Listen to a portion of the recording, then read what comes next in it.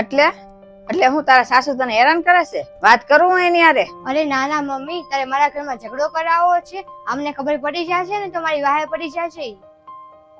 હવે તો આવી રીતે હું મારી હામું જો છો મમ્મી? આટલું બધું પણ એવું ન હોય. હું તને કઈ રીતે કહું?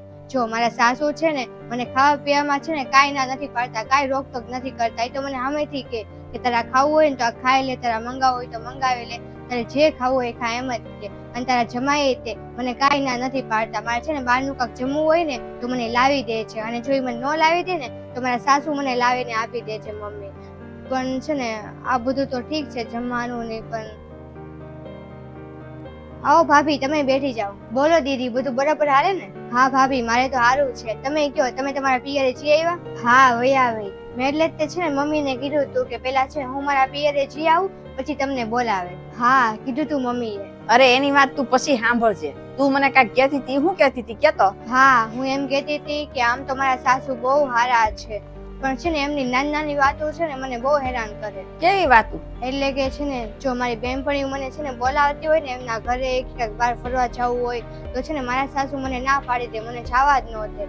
અને જો હું મારી બેનપણીઓને છે ને મારા સાસરે બોલાવું ને ઘરે તો એને આવાય ન દે. ને ગમે જ નહીં મારી બેનપણીઓ ઘરે આવે ને તો મને જવાય ન દે અને એને અહીંયા આવાય ન દે. એમાં રોકટોક કરે મમ્મી. એવું થોડું હોય? મને પાછા એમ કે છે ને આવી રીતે ગામની પંચાયત તમે કરો ને એ મને ન ગમે. અને પોતાને તો કેટલી બધી બેનપણીઓ છે, ફોનમાં છે ને 24 કલાક ચાલુ જ હોય એનું તો. પછી હાંજ પડે ને ત્યારે છે ને બધી શેરીની બધી બાઈઓ છે ને બધી અમારા ઘરે છે ને ડેલા આગળ છે ને ખુરશી રાખીને ટોળું વળીને છે ને વાતો કરવા બેઠી જાય. હું દીદી તમે આમાં તમે ક્યાં નવી વાત કરી? બધા સાસુ આવું જ કરતા હોય.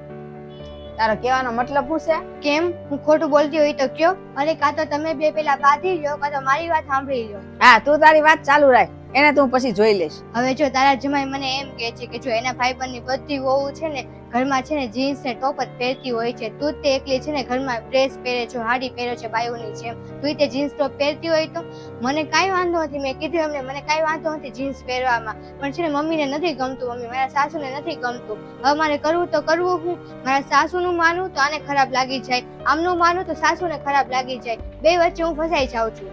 હવે તમે જ કહો ભાભી, હવે મારે કરવું તો કરવું હું? હા દીદી તમે સાચું કીધું, બહુ અત્યારે છે ને બે વચ્ચે ફસાઈ જાય છે. હવે છે ને મારા સાસુ છે ને એક વાત લઈને બેઠી ગયા છે કે તમારે જે કરવું હોય ને મારા મર્યા પછી કરજો, હું મરી જાઉં ને પછી તમારે જે કરવું હોય એ કરજો. હવે મમ્મી અમારી જિંદગી છે, અમારી જિંદગીમાં અમને ખુશ રહેવા દો ને, અમારી જિંદગી અમને અમારી મુતાબિક રહેવા દો ને મમ્મી. કોઈ સમજતું જ નથી. હા અમને ખબર છે કે અમે છે ને કોકના ઘરની વહુ છીએ, કોકના ઘરનું માન સન્માન છીએ, અમે સમજીએ છીએ, અમે કે એમ નામ છે ને કોઈનું નામ ખરાબ નહીં કરીએ મમ્મી.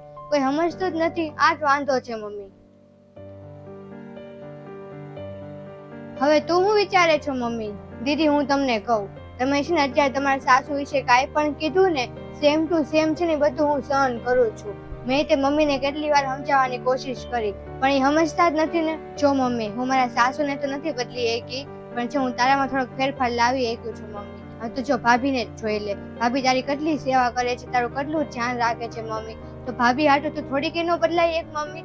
તું તે ભાભી સાથે ફરવા જા, એની સાથે ટાઈમ સ્પેન્ડ કર, તું તે જીન્સ પહેર, એને તે જીન્સ પહેરવા દે. તું ગાંડી થઈ ગઈ છો? આટલી ઉંમર થઈ ગઈ ને હવે હું જીન્સ પહેરું? હા નહીં તો બીજું હું, આખી જિંદગી તું હાડીમાં થોડી કાઢીશ. અને મમ્મી હું તને જીન્સ પહેરવાનું નથી કહેતી, તું ડ્રેસ તો પહેરી શકે છો ને, તું આમથી ડ્રેસ પહેરે જ છો તો રેગ્યુલર ડ્રેસ પહેરજે મમ્મી. અને ભાઈ ભાભી સાથે બહાર ફરવા જા, એની સાથે ફોટા પાડ, સારું સારું બધું ખા મમ્મી. અને કદાચ છે ને તને જોઈને મારા સાસુ કાંઈક શીખે, એનામાં કાંઈક ફેરફાર આવે અને મારો થોડોક ઉદ્ધાર થઈ જાય મમ્મી. હું કહો છો ભાભી? બરાબર બોલી ને હું? દીદી હવે હું તે હું કહું, હું તે છે ને મમ્મીને સમજાવીને થાકી ગઈ પણ એ સમજતા જ નહોતા.